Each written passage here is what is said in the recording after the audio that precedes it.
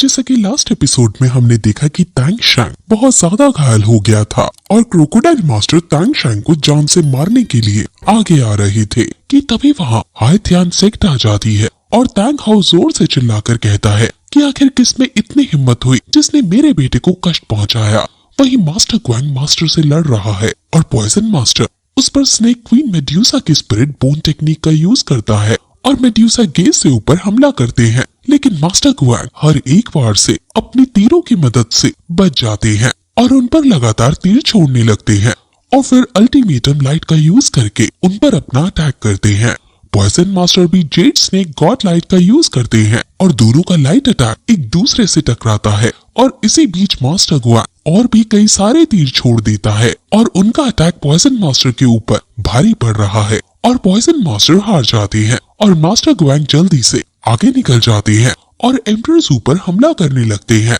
Emperor जू, grand master और minister वहां से घोड़े पर बैठकर भाग रहे हैं और मास्टर ग्वांग अपनी तीर चलाकर वहां पहुंच जाता है। वो अपनी फिफ्थ स्पिरिट टेक्निक जो सीधे हार्ट बीट को लॉक करती है उसका यूज करता है और इसे यूज करके आसपास के टाइम को फ्रीज कर देता है, जिससे वो तीनों स्लो हो जाते हैं और साथ ही साथ वो एम्परर जू के हार्ट को लॉक कर देता है और एम लॉक करके वो तीर उन पर छोड़ता है। लेकिन ग्रैंड मास्टर एम्परर को बचाने के लिए खुद तीर के आगे आ जाते हैं, लेकिन वो तीर ग्रैंड मास्टर को घायल करते हुए आगे निकल जाते हैं। हालांकि वो थोड़ी डिफ्लेक्ट हो जाती है जिस वजह से एम्परर जू को वो तीर नहीं लगती, लेकिन वो तीर आगे निकलकर फिर से एम्परर जू के लॉक हुए हार्ट की तरफ आने लगती है। अब एम्परर जू को ये तीर लगने ही वाला है और एम्परर जू समझ गए हैं कि ये उनका आखिरी समय है, लेकिन तभी ऊपर आसमान से कई सारे जलते हुए हैमर गिरते हैं और वो तीरों को जलाकर भस्म कर देते हैं और एक भी तीर एम्परर तक नहीं पहुंच पाती।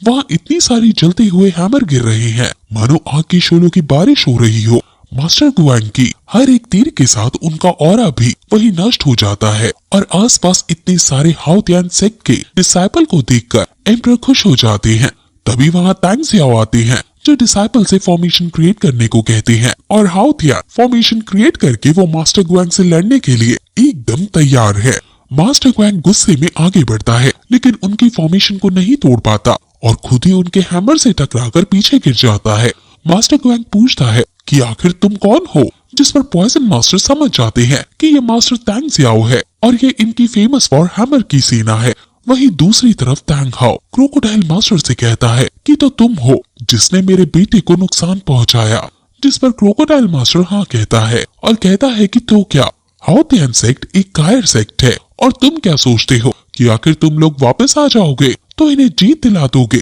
आखिर तुम्हारी हिम्मत कैसे हुई मेरे से इस तरह बात करने की, यहाँ तक कि तुम्हारी क्लैन का तांग चेन भी मुझे सीनियर कहकर बुलाता है। मैं किसी को भी ऐसे ही नहीं मारता, इसलिए तुम यहाँ से चले जाओ। जिस पर तांग हाओ कहता है कि तुम्हारे मुंह से मेरे ग्रैंडपा का नाम अच्छा नहीं लगता। क्रोकोडाइल को गुस्सा आ जाता है और वो अपनी सभी स्पिरिट रिंग्स को एक्टिवेट करता है और कहता है कि मैंने 50 साल से हॉल ऑफ एल्डर्स को नहीं छोड़ा था और अब इसलिए मैं देखना चाहता हूँ कि तुम जूनियर्स कितने ताकतवर हो। क्रोकोडाइल की मार्शल स्पिरिट से हर तरफ एक स्ट्रॉन्ग ऑरा की आवाज गूंजने लगती है और तांग हाओ भी जोर से हंसता है और अपनी स्पिरिट रिंग को एक्टिवेट करता है। तांग हाओ के पास भी 1 लाख साल पुरानी स्पिरिट रिंग्स है और ओल्ड कूट और ओल्ड बर्ड ये देखकर काफी हैरान है कि दोनों बाप बेटा इतने शक्तिशाली हैं। तांग हाओ आगे बढ़ते हैं और उन दोनों का इंटेंस ऑरा एक दूसरे से प्रेशर फील करता है, लेकिन तांग हाओ बिना डरे क्रोकोडाइल की तरफ बढ़ रहे हैं जो देखने में काफी ज्यादा ऑसम है।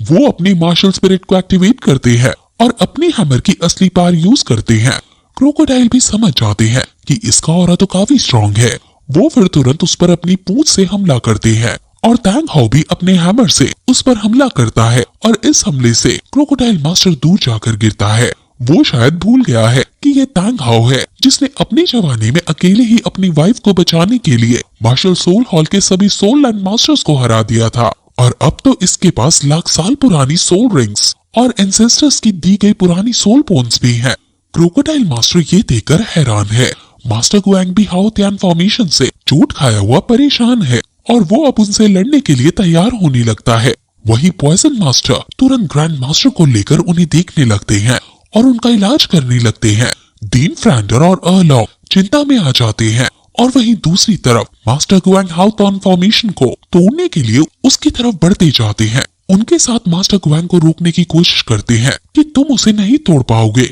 लेकिन मास्टर एक नहीं सुनते और वो हाउ ट्रांसफॉर्मेशन में घुस जाती हैं। वही तांग शैंग भी नहीं समझ पाता कि आखिर उसके पापा किस टेक्निक का यूज कर रहे हैं जो उनकी पावर इतनी ज्यादा स्ट्रॉन्ग हो गई है। क्रोकोडाइल मास्टर 7 स्पिरिट टेक्निक से अपनी गार्डियन स्पिरिट फॉर्म में आते हैं और जमीन के अंदर जाकर तांग हाउ पर सरप्राइज अटैक करने का डिसाइड करते हैं। तांग हाउ जोर से अपने हैमर को जमीन में मारते हैं और वो समझ जाते हैं कि वो जमीन में कहाँ है और तुरंत उसकी लोकेशन को ट्रेस करके उसे डॉज कर देते हैं और फिर अपने हैमर को जोर से स्विंग करके उसके सर पर मारते हैं, जिससे क्रोकोडाइल की स्पिरिट फॉर्म खत्म हो जाती है और तांग हाउ खुद अपनी स्पिरिट फॉर्म में मौजूद है और वो देखने में काफी ज्यादा डरावने लग रहे हैं। वो फिर अपने हैमर में अपनी पावर एक्यूमुलेट करके उससे कॉम्बैट बैटल करते हैं और वो अपने हैमर का स्वाद उसे चखाने लगते हैं। वो बार बार क्रोकोडाइल स्पिरिट फॉर्म में आकर उस पर हमला जब भी करता है तो हमेशा मुंह की खाता है और वो फिर सुमेरु हैमर को एक्टिवेट करके अपने हैमर को बहुत बड़ा कर लेता है